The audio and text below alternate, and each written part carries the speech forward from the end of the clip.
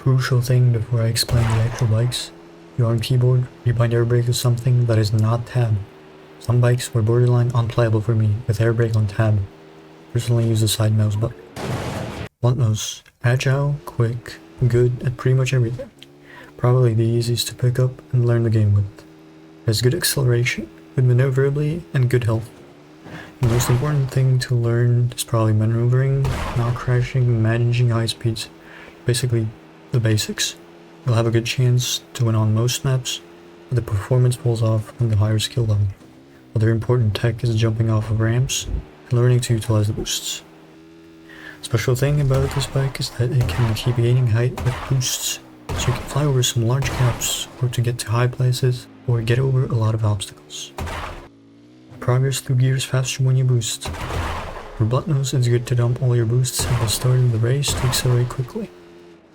Don't be afraid to dry boost. You can do it twice from full health before your bike gets a high chance for a damage penalty, which will make it less controllable. Nimble in combat, decently tanky, it covers your character a decent amount. Cruiser, air brake is your best friend. Heavy, unwieldy, fast and tanky.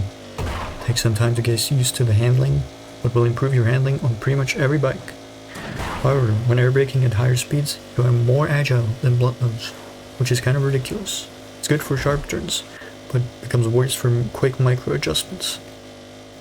It takes a moment to accelerate to the high speeds, but it gets to the higher end faster than any other bike. Blunt nose gets a quick start, but needs some time and boosts to reach 200 plus. Cruiser gets there quite quickly, and with a lot of boosts and good driving, you can get to almost 300, if not more. Boosts last long, and basically turn your bike into a rocket ship. Slopes are great for this, as you gain a lot of height from them. Air brake before you boost off a slope, release, and press boost right after. If you want even more distance, air brake after your boost has worn off to point yourself up, then release the air brake and immediately boost again. Special thing about Cruiser is that if you air brake during a boost in the air, you will nosedive. This can be a detriment or a tool. You can also just boost on straight roads to get to higher gears. Less nimble in arenas, but manageable with enough practice. Really tanky, covers your character well. Manage to keep your high speeds, you can utilize speed dependent weapons like pipe, bat, traffic sign very well.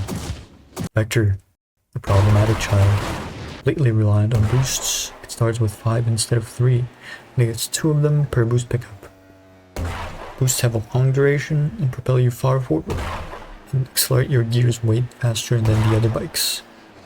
But in turn, it has terrible acceleration from just driving, worse handling, and is a little more fragile. Dry boosts are a little more dangerous as they do 59% damage to your bike, so be careful. When boosting in very quick succession, your bike will turn randomly, which is really hard to control. You're better off boosting one boost after the other. Vector loves gliding along surfaces before flying into the air. I call this ultra boosting. Any kind of surface you can glide along while the boost is going off before you enter the air will send you very, very far. This works even against walls, and we call this wall riding. Great on Ocean Drive or Chasm. Doable on Storm Drain, but I don't think it's faster. Air braking mid-air slows you down, but gives you more control. It's great for landing. It's good to memorize as many boost spawns as you can and learn the map layouts. You will crash a lot at first. Like, a lot, probably. While you're boosting, you take significantly more damage, so any head-on collisions will almost certainly explode you. In arenas, it's fine. It's not spectacular, but you can whip with it. Hopper, bike for goblins. Very dependent on your character weight class. Heavies make the bike significantly more unwieldy. Light goes faster. Good initial acceleration, but falls off very quick with a very low top speed, up to like 140-ish. Great maneuverability. You pretty much don't need air brake while driving, but it's still useful for mid-air control. You will lag behind often, but with catch-up boost spawning and great boost control, you can win a lot of races. One boost kinda sucks. 2 boosts while jumping into the air will send you far forward. Find a balance of how many boosts you chain, usually 2 or 3 depending on how far you want to go. Any more than that will usually send you too far up, and you will die to being out of bounds. Do a burst, Wait a little, and do another burst. Utilize dry boosts too. Your agility helps a ton in combat, but you are fragile and your player is exposed, so be cautious and know when to take your fights.